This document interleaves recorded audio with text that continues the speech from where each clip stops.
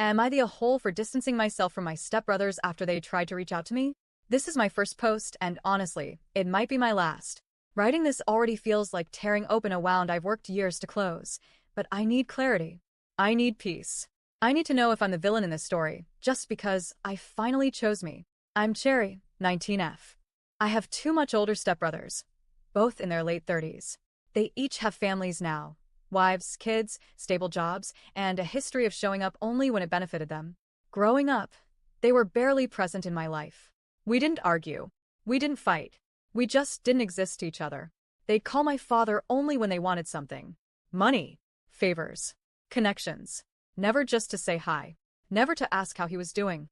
Never to check in on me or my mom. They were distant, cold, and transactional, and that's exactly how they treated our family. And even as a child, I noticed. My dad wasn't perfect. I'll admit that. He had his flaws. He smoked too much, he worked too hard, and sometimes he gave too much of himself to people who didn't deserve it. But to me, he was Dad. He held my hand when I cried, taught me how to ride a bike, snuck me chocolates when Mom said no, and gave the best advice when I felt lost. When I was 14, my dad passed away from lung cancer. Watching him fade was like watching the sun set for the last time. Every day, he became smaller, dimmer. And then one day, he was just gone. That grief, it's like a shadow that never fully leaves. It still creeps behind me on quiet nights. His funeral was one of the worst days of my life, and not just because I lost him. My stepbrothers showed up, and their behavior was appalling. One of them cursed at my mother loud enough for everyone to hear. They treated the ceremony like an awkward obligation, not the farewell to a man who gave them everything. But what shattered me the most was something my uncle, my mother's brother, said to me just before we left for the funeral. He pulled me aside and whispered, "Don't eat or drink anything they give you, and don't take anything from them." At first, I was confused. He was calm but firm. I didn't understand the warning, but I listened. At the funeral, one of their wives, smiling politely, handed me a juice box. "We brought some for the kids," she said. I thanked her, but I never opened it. I didn't even touch it again. I left it on a shelf before we went home. From that moment, a switch flipped inside me. I realized I couldn't trust them. I realized that family isn't about blood. It's about how you're treated when no one is watching. And they had never treated me like family. They barely treated me like a person. For 5 years, I heard nothing from them. No calls. No texts. No birthdays. No, "How are you doing?" when I graduated high school or got accepted into my dream college. Not even a message when I got my driver's license or won that academic award I worked so hard for. Me and my mom managed on our own. It wasn't easy.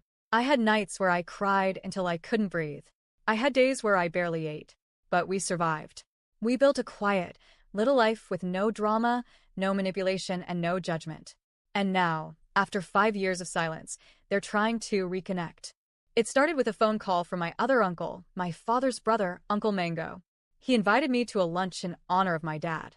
It's a tradition in our country, honoring the dead with a meal among loved ones.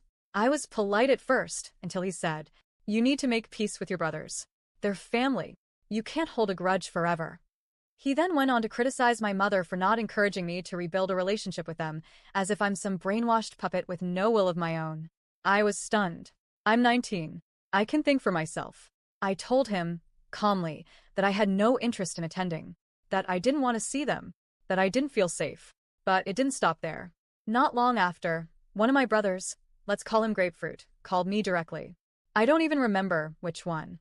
I hadn't heard their voices in so long that it didn't matter anymore. I was honest. I told him I wasn't coming. He stammered, clearly surprised.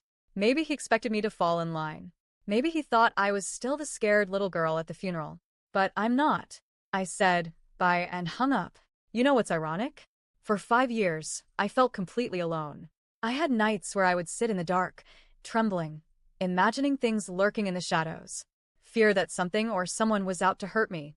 I would pray to a God I wasn't sure existed to bring my father back. Just one more hug, one more word. And in all that time, they were nowhere. Now that I'm finding peace, with a good boyfriend, real friends, and a future I'm actually excited for, they suddenly want back in. But I've built something solid, something sacred, and I refuse to let the past crash through and destroy it all again. So, am I the a-hole for saying no? For protecting my peace? For not wanting to reopen wounds that still bleed when I touch them? They weren't there when I was lost, grieving, or scared. They don't get to be here now.